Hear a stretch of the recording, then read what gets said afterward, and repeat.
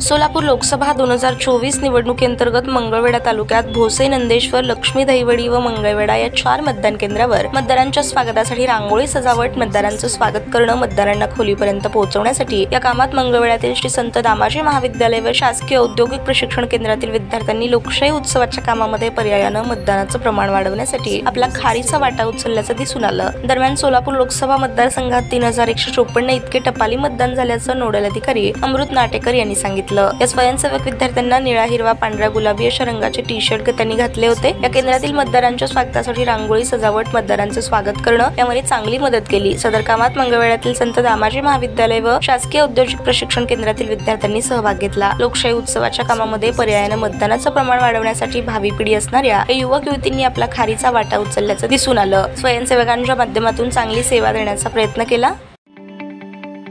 ताज्या बातम्या पाहण्यासाठी प्राईम महाराष्ट्र न्यूज चॅनलला सबस्क्राईब करा।